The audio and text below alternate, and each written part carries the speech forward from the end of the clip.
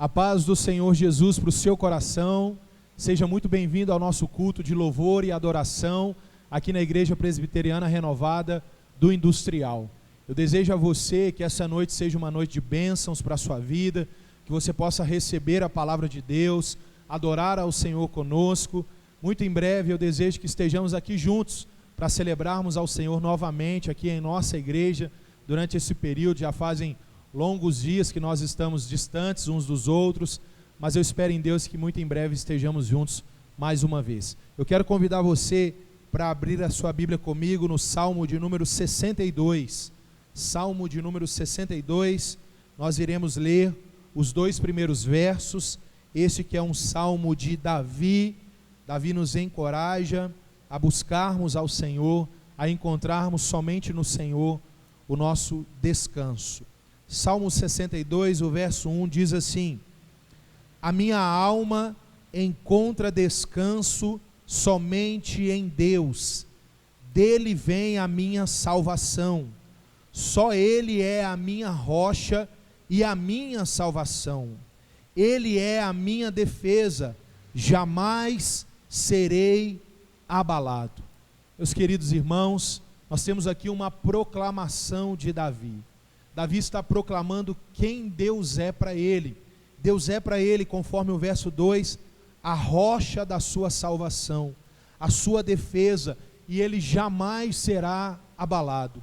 Estamos vivendo dias onde certamente muitas pessoas têm tido a sua fé, têm tido o seu psicológico abalado, mas esse texto é um encorajamento ao nosso coração. Davi nos chama a olharmos para Deus, descobrir em Deus, perceber em Deus, que se nós confiarmos nele, se nele estivermos firmados, se nele depositarmos a nossa confiança, certamente nós jamais seremos abalados. A ventania, a tempestade, o caos, as crises podem até bater à nossa porta, mas jamais eles serão capazes de abalar a nossa fé. Eu quero convidar você a iniciar esse culto orando ao Senhor comigo, falando com o Senhor, entregando ao Senhor tudo o que irá acontecer aqui nessa noite, em nome de Jesus. Feche os seus olhos, se possível coloque a sua mão no seu coração, na altura do seu coração, e falemos com o Senhor. Deus, em nome do Senhor Jesus, nós te damos graças, Pai, porque mais uma vez o Senhor nos permite estarmos juntos, ó Deus, ainda que distantes, ainda, Deus, que separados, Senhor, por esse tempo que estamos, ó Deus, passando por essa dificuldade, por essa pandemia, mas unidos através do Teu Filho Jesus Cristo. Nós queremos mais uma vez buscar a Tua presença, adorar, ó Deus, ao Teu santo nome, ouvirmos a Tua voz a partir da Tua palavra. Eu entrego nas Tuas mãos, Deus, a vida de cada um dos meus irmãos, de cada um daqueles que estão comigo aqui, Deus, para prepararmos este culto, para cultuarmos ao Senhor, e sobre todos aqueles, ó Deus, ó Pai, ao qual esse vídeo, ó Deus, estará alcançando. Deus, eu entrego nas Tuas mãos a nossa vida e a condução de todas as coisas, é que oramos em nome de Jesus, amém e amém.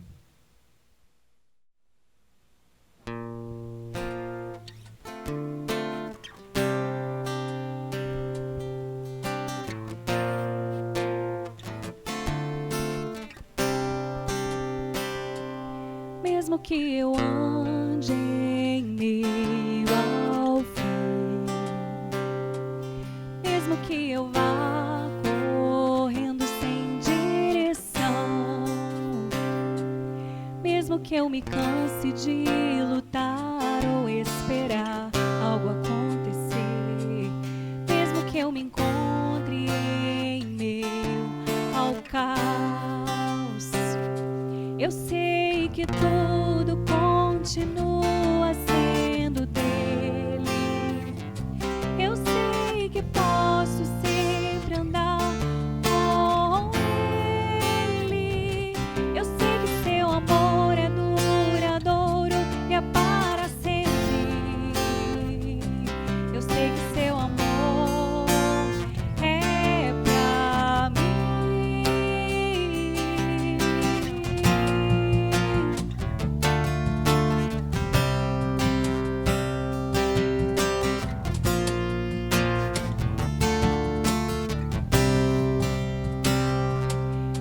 que eu ande em meio ao fim, mesmo que eu vá correndo sem direção, mesmo que eu me canse de lutar ou esperar algo acontecer, mesmo que eu me encontre em meio ao caos, eu sei que tudo continua sendo dele. Eu sei que posso sempre andar com ele. Eu sei que seu amor é duradouro e é para sempre. Eu sei que seu amor, ele é pra mim. Tem tudo a ver com ele. Com ele eu sei pra onde eu devo ir. Tem tudo a ver com ele. A cruz revela teu amor por mim. E mesmo se eu me abalar, o teu amor vai sustentar tudo que há em mim.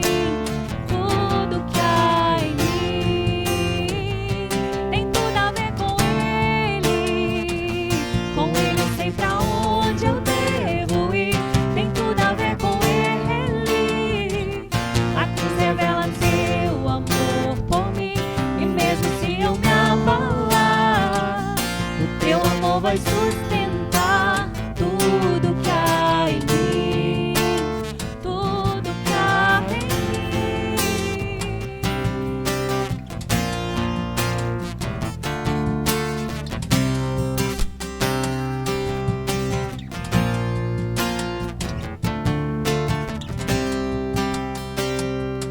Ainda que os montes se movam, ainda que as colinas sumam, o teu amor por mim permanecerá. Teu amor por mim permanecerá. Ainda que os montes se movam, ainda que as colinas sumam, o teu amor por mim, ele permanecerá.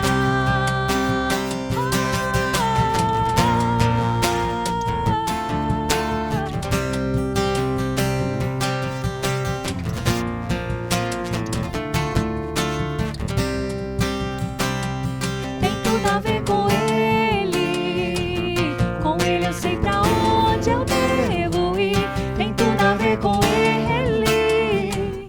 A cruz revela teu amor por mim. E mesmo se eu me abalar, o teu amor vai sustentar tudo que há em mim. Tudo que há em mim. Tem tudo a ver com ele. Com ele eu sei pra onde eu devo ir. Tem tudo a ver com ele. A cruz revela teu amor por mim.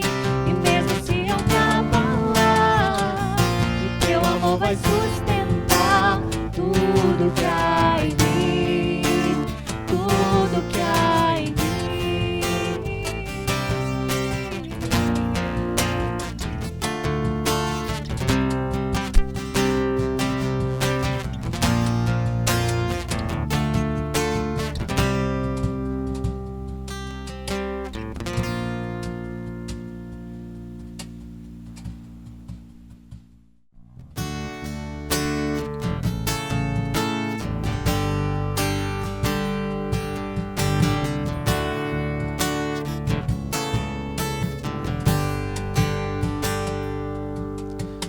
Tu és soberano sobre a terra, sobre os céus, tu és Senhor absoluto. Tudo que existe acontece, tu sabes muito bem. Tu és tremendo. E apesar dessa glória que tens, tu te importas comigo também. E esse amor amor tão grande, eleva-me, amarra-me a ti. Tu és tremendo.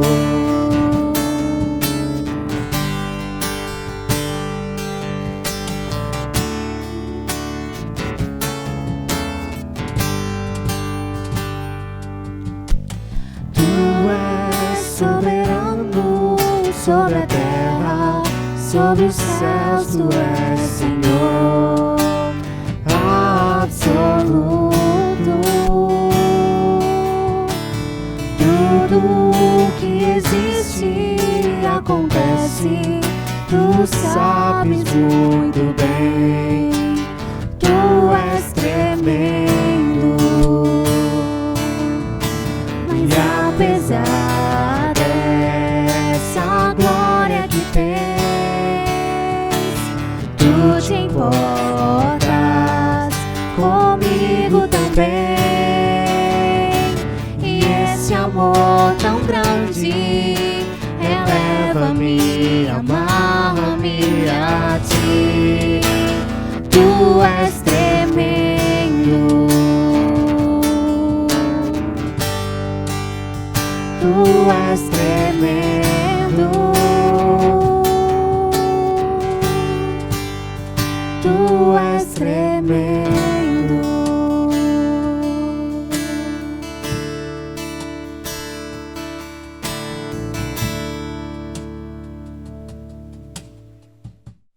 Meus irmãos, vamos então para a palavra de Deus. Eu quero convidar você a abrir a sua Bíblia comigo no livro do profeta Ezequiel.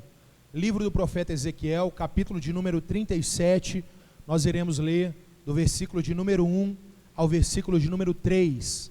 Ezequiel 37, verso 1 ao verso 3. Diz assim a palavra do Senhor: Veio sobre mim a mão do Senhor, e ele me levou no espírito do Senhor e me pôs no meio de um vale que estava cheio de ossos. Ele me fez andar ao redor deles, e eu vi que eram muito numerosos sobre a face do vale, e estavam sequíssimos. Ele me perguntou: Filho do homem, poderão viver esses ossos? E eu disse: Senhor Deus, tu o sabes. Feche seus olhos comigo, vamos orar ao Senhor. Deus, em nome de Jesus, te agradecemos por tua palavra, que o Senhor, através do teu Espírito Santo, aplica ao nosso coração. Eu peço a ti que o Senhor me dê graça para pregar com clareza, com lucidez, e aqueles que me escutam, Deus, que estejam com o coração aberto, o coração receptível, Deus, para a boa semente da tua palavra. Que o Senhor nos transforme e traga vida sobre as nossas vidas. É o que eu oro em nome de Jesus, amém. Meus irmãos, eu quero pregar ao coração de vocês sobre o seguinte tema: Ezequiel no vale de vida. Ezequiel no vale de vida. Eu sei que provavelmente você deve estar pensando que o correto é que eu dissesse Ezequiel no vale de ossos secos. Mas hoje eu tenho uma mensagem de esperança para o seu coração. E é muita esperança. Eu quero que isso fique bem claro já a partir do título da mensagem. Por isso que eu vou falar de vida. Essa história, ela é conhecida. É um capítulo muito lindo. É uma narrativa sobre o povo de Deus. E especialmente o capítulo 37 é a passagem mais conhecida da profecia do profeta Ezequiel. O momento, o cenário, para que você se situe na história, é 586 a.C., quando o rei Nabucodonosor, rei da Babilônia, ele faz a sua última investida contra o reino de Judá, a saber, a cidade de Jerusalém.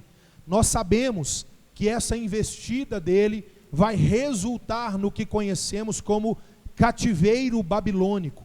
Esse cativeiro é o início de uma história sombria do povo de Deus. Esse povo estará debaixo do jugo da Babilônia durante 70 anos. Serão 70 anos onde eles sofrerão, onde eles viverão incertezas. Mas eu preciso chamar a sua atenção para o que acontece antes desses 70 anos, quando Nabucodonosor, ele invade Jerusalém. Afinal de contas, o que ele fez, o que ele causou ao povo de Deus? A Bíblia nos faz saber que ele destruiu muros, ele destruiu as casas, ele destruiu os comércios, ele destruiu o templo, ele fez pessoas cativas e ele assassinou inúmeras pessoas. O profeta Jeremias, que é contemporâneo, ele vivenciou o início do cativeiro, ele foi daqueles que ficou em Jerusalém. Ele relata no seu livro, que leva o nome de Lamentações de Jeremias, que nesse dia, quando Nabucodonosor foi contra Jerusalém, as ruas de Jerusalém se tornaram como rios de sangue. Foi um genocídio, assassinato em massa. Nabucodonosor causou isso contra o povo de Deus. Os que foram levados para a Babilônia, certamente eles passaram os anos com a seguinte expectativa: quando Deus os tiraria de lá? Quando Deus os traria novamente para a normalidade da vida? Certamente essas perguntas, dia após dia, vinham em suas mentes e em seus corações. Quando Deus entraria em cena? Essa é, sem dúvida alguma, a reação comum das pessoas que têm a sua vida tirada da normalidade. As pessoas que saem da rotina comum do dia a dia. As pessoas, elas se igualam nessa pergunta. Mesmo falando de um outro povo, mesmo falando de um outro ponto da história, de um outro momento, a Bíblia por muitas vezes nos traz histórias muito parecidas com as nossas. A Bíblia nos propõe perguntas, cenários, cativeiros, que quando nós olhamos para a nossa vida, parece estar falando da nossa própria história. Embora não fomos arrancados das nossas casas, embora os nossos muros não foram destruídos, os nossos templos também não caíram, mas esse cenário, ele traz para nós perguntas que normalmente se repetem nesses momentos, e certamente muitas delas têm batido a porta do nosso coração. Até quando, Senhor, vai durar esse período? Até quando, Senhor, o Senhor não vai entrar em cena? Até quando, Senhor, o Senhor não vai mudar, Deus, a situação em que estamos? Quando o Senhor trará para nós a normalidade da vida? Quando o Senhor vai restaurar para nós a rotina comum? São perguntas de cenários de crise, cenários de caos. Propõe para nós essas reflexões. Existem crises que elas nos atingem apenas a nós mesmos. Algumas crises, elas ultrapassam os nossos muros e atingem os nossos vizinhos. Ou outras delas atingem só os nossos vizinhos e não chegam à nossa casa. Mas existem crises mundiais, crises que assolam, que atravessam lares, famílias, e esse momento que está acontecendo na narrativa de Ezequiel, atravessou todas as famílias daquele reino. E também o momento em que estamos na história, o momento em que atravessamos na história, a crise bateu na porta de todos. Mas afinal, quais eram as crises daquele povo? O que aquele povo estava enfrentando diretamente? Qual que foi o caos que se instalou sobre a vida do povo de Deus?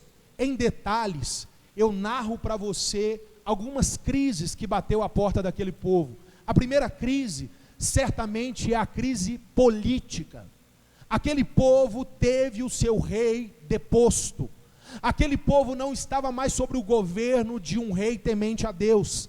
A saber, o último rei que reinou em Judá teve os seus filhos assassinados diante dos seus olhos, e depois os seus olhos vazados, furados, como se Nabucodonosor dissesse: a última coisa que você vai ver em vida vai ser a morte dos seus filhos. É um cenário de crise política. O governo que está sobre eles não é mais um governo temente a Deus, mas também é um cenário de crise no judiciário. As leis aos quais agora eles irão se submeter não são mais as leis do povo de Deus. Eles estão debaixo da legislação babilônica. Nós não sabemos, mas certamente justiça não é mais uma palavra comum para eles. Eles não sabem mais ou não conhecem mais o que é justiça, porque a crise se instalou também no judiciário. A crise também chegou na vida econômica desse povo.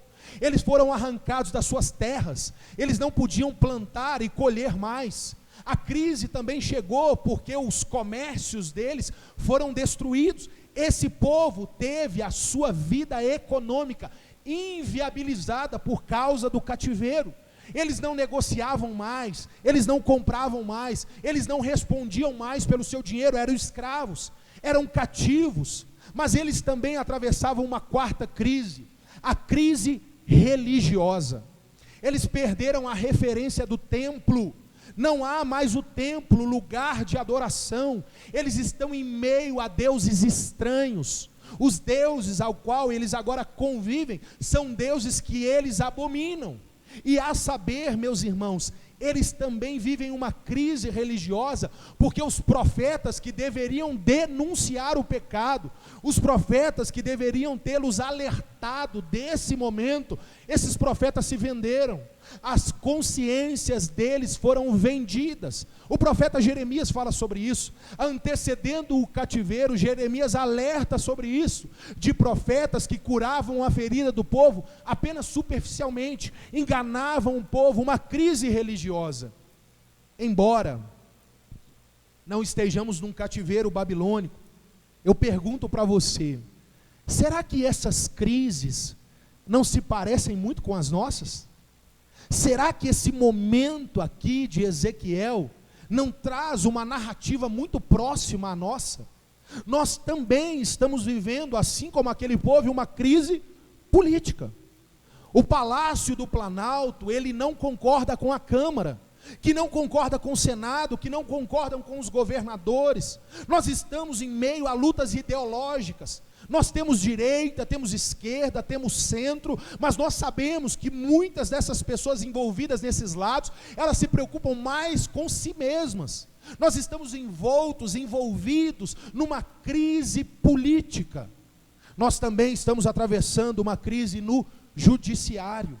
Sentenças são duvidosas, controvérsias. A justiça, que na sua figura da mulher vendada, com seus olhos vendados, que deveria julgar com imparcialidade, a justiça, ela julga com sentenças tendenciosas.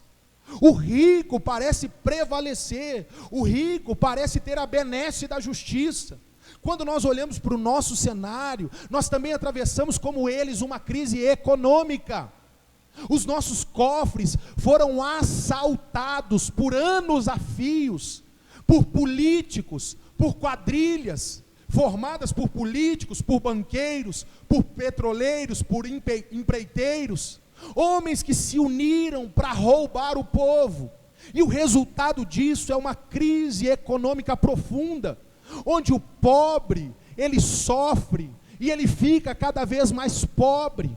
E o rico, que muito tem, ele fica cada vez mais rico nesse cenário. Nós também atravessamos um cenário de crise religiosa. E eu falo da minha religião. Se aqui eles perderam a referência do templo, nós estamos vivendo dias onde a referência do Cristo foi perdida. Nos nossos cultos, Cristo desapareceu. Cristo não é mais lembrado, cultuado, celebrado, pregado. Cristo ficou esquecido. Pregações sobre caráter, conduta, santidade são assuntos ultrapassados nos nossos cultos. As pessoas não querem ouvir falar sobre isso. As pessoas querem mensagens que falem sobre o homem, que exaltam o homem, que falam das qualidades do homem. As pessoas se esqueceram do Evangelho. As pessoas se utilizam de Cristo, elas usam a Cristo para chegar no que elas querem. Cristo não é o fim do culto delas. Cristo é apenas um mecanismo, um meio, uma fórmula. É uma crise religiosa, homens e mulheres que deveriam denunciar, nos chamar ao arrependimento, homens e mulheres que deveriam anunciar a esperança, também, assim como no tempo de Ezequiel, tiveram as suas consciências corrompidas. Embora esse texto seja de tantos anos atrás, não parece que Ezequiel está falando dos nossos dias? Quando nós olhamos para esse cenário, não parece que estamos lendo um jornal dos dias de hoje? Ezequiel parece estar refletindo na sua profecia o cenário ao qual nós estamos inseridos. E aí agora eu começo falando do profeta, da vida do profeta. O profeta, meus irmãos, eram homens sensíveis à voz de Deus, eram homens que as suas vidas eram usadas para dar um norte a um povo sem rumo. O profeta era levantado por Deus para lembrar o povo qual caminho deveriam seguir. O profeta, talvez você não saiba, mas mais do que ser alguém que trazia predições, mais do que ser alguém que falava de revelações futurísticas, o profeta tinha como função principal regular a consciência do povo. O profeta era esse que dizia, vai por aqui e não vá por ali.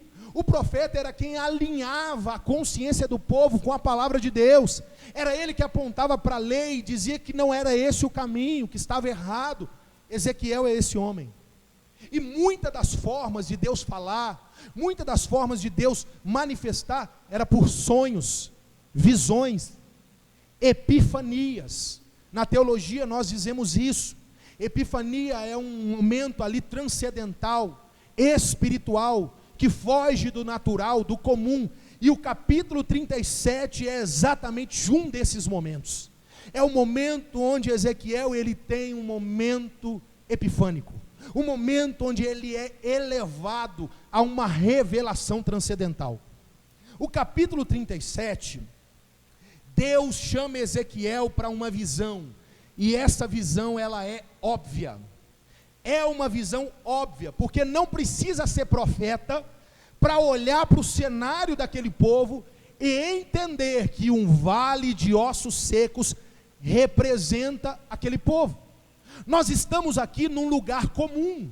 Olhar para um cenário de vale de ossos secos, é óbvio que se trata de um povo que está no cativeiro.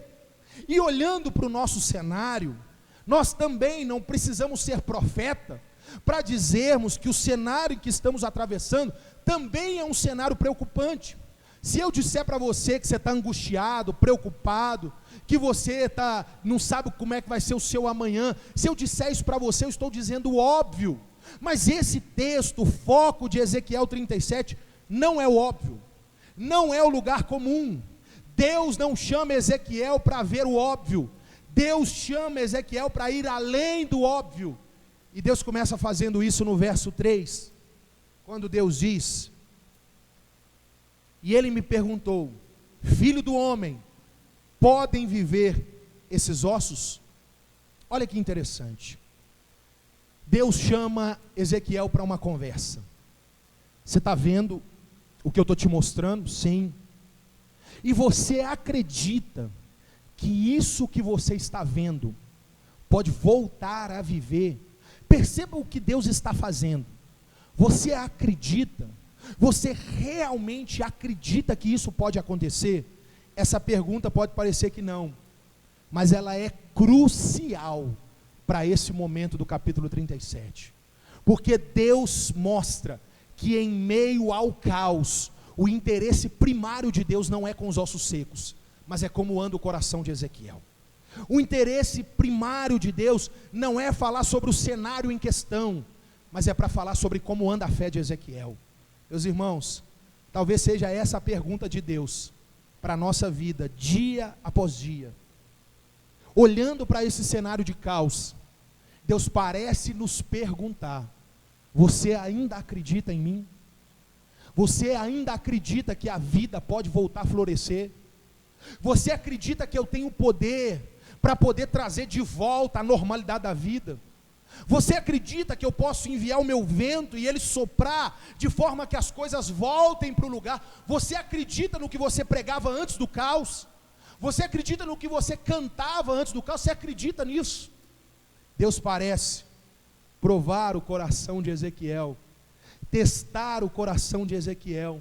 Deus se mostra mais interessado, primeiramente, em trabalhar dentro de Ezequiel, do que fora de Ezequiel. Esse texto, meus irmãos, aqui, ele não fala para nós de um positivismo, ele não fala para nós de um otimismo, de uma mágica. Eu estou falando aqui de uma fé, de algo que ainda que os nossos olhos não vejam, ainda que os nossos olhos não percebam, ainda que o cenário seja ruim, mas dentro de nós eu ainda continuo crendo. A minha mente, a minha disposição, a minha força continua convicta, inabalável. Eu continuo acreditando que Deus está no controle, ainda que os meus olhos estejam vendo ossos secos, mas dentro de mim a minha fé continua viva. É isso que Deus está mostrando.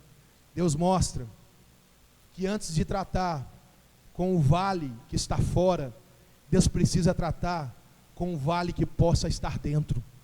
Deus mostra que não adianta ressuscitar o vale de ossos secos, se dentro de nós também tivermos ossos secos. Meus queridos irmãos, esse é o chamado de Deus para nós. É tempo de olharmos para o nosso próprio coração e pesarmos a partir da palavra de Deus, como Ele tem enfrentado esse momento de caos. Você acredita? Você ainda acredita que Deus pode mudar essa situação? A partir disso, Deus vai seguir. O verso 4, ele diz: então, profetiza. Meus queridos irmãos, eu sei que a palavra profetiza, ela se tornou muito popular nos nossos dias, como palavras mágicas. Pessoas que não têm a menor compreensão do Deus da Bíblia, elas usam essas palavras como se fizessem parte dos seus vocabulários. Pessoas que vivem distante de Deus, mas no seu dia a dia dizem: eu profetizo, está profetizado, eu profetizo em nome de Jesus. Pessoas que se apegaram a essas palavras, mas eu não estou falando disso. Não é só isso que esse texto mostra, não pode ser só isso. Esse texto não mostra de uma decisão particular do profeta, não vem do profeta o desejo de profetizar, é um direcionamento de Deus. É Deus quem dá essa direção, é Deus que dá ordem, porque a palavra que procede de Deus não é uma palavra comum. A palavra que procede de Deus é a palavra que cria, é a palavra que do nada Ele faz tudo. Essa palavra direcionada por Deus, ela cria pontes. Essa palavra direcionada por Deus, ela une propósitos. Essa palavra direcionada por Deus, ela vai fazer com que nós possamos chegar aonde Deus quer que cheguemos. É essa palavra, profetizar, no contexto de Ezequiel, é se envolver, é se conectar, é se lançar, é fazer parte. Deus está dizendo isso para Ezequiel: Ezequiel, você quer que o cenário mude? Então participe. Ezequiel, você quer que o cenário de caos acabe? Então seja a voz da esperança. Ezequiel, você quer que essa situação ela possa voltar à normalidade? Então seja o agente de transformação. Deus está dando a Ezequiel uma participação na sua própria obra. Deus está contando com Ezequiel: eu acredito na mudança. Mas esse texto mostra que nós cremos num Deus que nos chama para fazer parte dessa mudança. Olha que presente, olha que momento nós estamos tendo na história. Um cenário onde nós queremos que Deus faça, mas esse texto mostra que por vezes Deus quer fazer, mas Ele também quer contar conosco. Ezequiel é chamado por Deus não para ser um espectador. Ezequiel não está ali para assistir ossos secos. Ezequiel está ali para ser um agente do recomeço. Deus convida Ezequiel para recriar um novo cenário. Deus faz com que Ezequiel seja parte disso. E isso envolve tanto a história desse povo, que se você lê a história de Ezequiel, se você lê Jeremias, por exemplo, se você lê alguns salmos, a Bíblia diz que quando esse povo chegou no cativeiro, muitos deles não desfizeram as malas, muitos deles penduraram os seus instrumentos musicais, e se sentaram e ficaram esperando. Esse povo aqui parece ser um povo que se senta, colocando e depositando em Deus todas as coisas, como se fosse função única e exclusiva de Deus, mudar esse cenário. É por isso que Deus está participando de Ezequiel. O povo transferiu a Deus uma responsabilidade como se fosse de Deus, como se eles não estivessem naquela situação pelos seus próprios pecados, e agora eles estão sentados dizendo: Deus, faça algo. Mas não, Deus está mostrando para Ezequiel que Ele quer fazer, mas essa mudança também passa pelo povo, também passa pelo profeta, também passa por se envolver, também passa por fazer alguma coisa, ser participante da transformação. O verso 7 diz que ossos com ossos começaram a se juntar depois de um barulho, que nervos se juntaram, que carne se juntaram, que pele se juntou, ou seja, um milagre aconteceu. Deus está mostrando para Ezequiel, é Ele quem faz o milagre aconteceu, mas só aconteceu porque Ezequiel se envolveu, só aconteceu porque ele resolveu se levantar. O milagre é Deus quem faz, mas a disposição, o clamor, é a mão de Deus que faz, mas é a oração que busca a mão de Deus. Deus não faz nada que não seja em resposta do nosso clamor, da nossa oração. Ezequiel está descobrindo isso. A mão de Deus agiu, mas ela agiu porque esse homem decidiu se envolver. Meus queridos irmãos, Deus chama a igreja, não para ser profeta do óbvio. Deus chama a igreja para que nós sejamos anunciadores, não do óbvio, porque o vale de ossos secos, ele está aí diante de todos, todos sabem. Falar de caos, falar de ossos secos é o óbvio, o cenário é de dor, o cenário é de luto, a escuridão ela é muito clara, parece paradoxal, escuridão clara, mas meus irmãos, e dentro de nós, como nós estamos como aqueles homens sentados, aguardando, esperando, como nós estamos, como é que está a nossa fé, o que temos profetizado, como Deus tem falado ao nosso coração, nós estamos inabaláveis? Seremos nós a palavra de esperança? Seremos nós? O recado de Deus para nós é: profetiza. Como eu profetizo? Profetiza com as suas orações, com as suas atitudes. Não propague mentiras, propague a verdade, espalhe o amor e não o ódio, seja responsável, seja uma pessoa que ama, seja uma pessoa que abraça, que se envolva, que se importe. Mostre que num cenário de caos a luz do Senhor ainda brilha. Mostre que num cenário de escuridão o Senhor ainda usa pessoas. Mostra que num cenário sem esperança existe pessoas que declaram esperança ainda. Seja essa profecia de Deus. Quando o vale de ossos secos se transforma num vale de vida, Deus manda um recado para o povo, porque o final dessa história é que onde havia morte, veio vida. Deus está dizendo para Ezequiel: Ezequiel, avisa o povo que a vida vai voltar ao normal. Ezequiel avisa o povo que as coisas de alguma forma vão voltar para o lugar. Vocês vão voltar para o lugar de onde foram arrancados. A normalidade da vida, do dia a dia, ela vai voltar. É óbvio que não será mais do mesmo jeito, mas essa normalidade ela vai voltar. Mas aqui, meus irmãos, o que Ezequiel está mostrando para nós é que o cativeiro ele é uma forma de ensinar, de tornar aquele povo pessoas melhores, de fazer com que aquele povo não caísse mais nos mesmos pecados, de fazer com que a fé deles fosse provada. Meus irmãos, eu olho para esse momento, eu acredito piamente que Deus está permitindo um momento onde nós sejamos aperfeiçoados por sua graça, onde a nossa fé seja levada aos seus limites, onde a nossa mente, o nosso equilíbrio, o nosso coração, as nossas relações, elas têm sido provadas dia após dia, e Deus está permitindo isso para que saiamos disso fortalecidos, cheios de esperança, e crendo que nós somos agentes da mudança de Deus. Deus conta conosco, Que Deus levante muitos Ezequiéis, pessoas para profetizar, pessoas para no meio do caos, não profetizarem o óbvio, mas serem agentes de mudança. Eu quero orar por sua vida, eu quero que o Senhor aplique essa palavra sobre o seu coração, e nós iremos declarar uma canção, e eu convido a você a cantar conosco, e a orar comigo também em nome de Jesus. Nós vamos adorar ao Senhor neste momento. Eu convido a você, se possível, feche os seus olhos no seu lugar. Se possível for, coloque a mão no seu coração, a altura do seu coração. Nós ouvimos a palavra de Deus.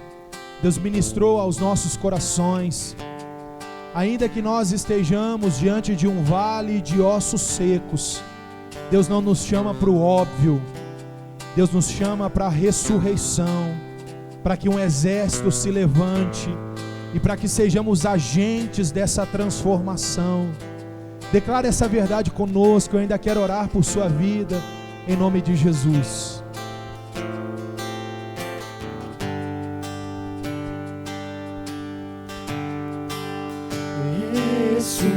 Ressuscita, ó terra que estava morta, ó vale de ossos secos, volte a respirar.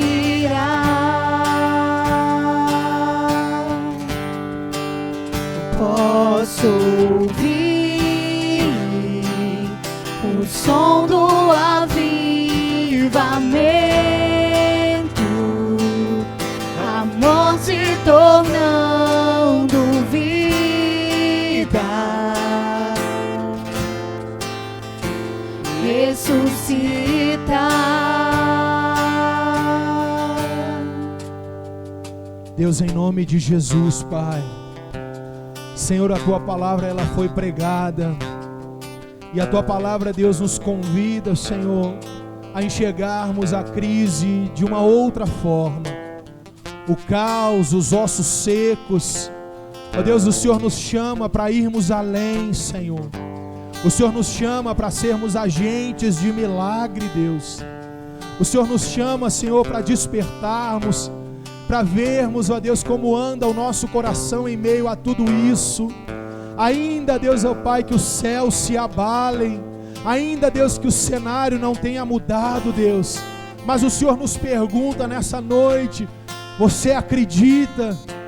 E nós declaramos a Ti, Senhor, nós acreditamos. Nós sabemos que o Senhor não mudou, nós sabemos que o Senhor tem todo o poder, nós sabemos que uma palavra do Senhor pode mudar esse cenário, pode colocar por terra, Deus, esse cenário de caos. Ah, Deus, nós cremos nisso piamente, Deus.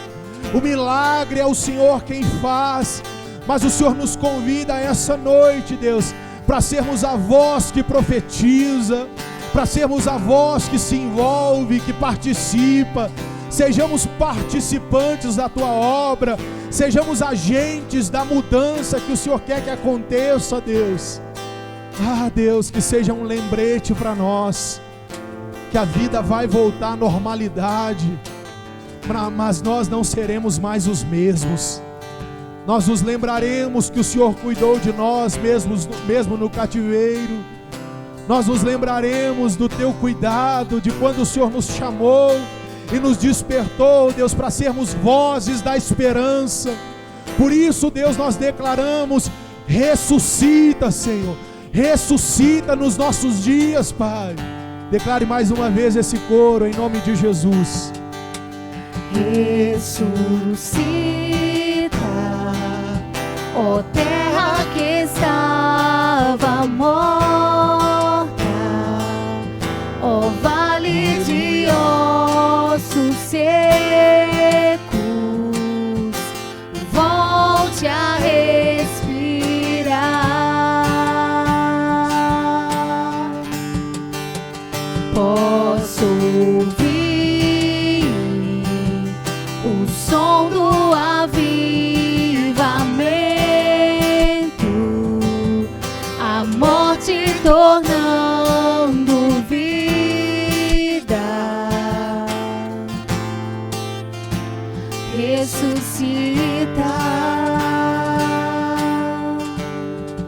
Estenda as suas mãos em posição de receber no seu lugar. Deus, obrigado, Senhor, por essa celebração. Obrigado, Senhor, pelas canções que cantamos ao Teu nome. É um privilégio para nós adorarmos ao Teu santo nome.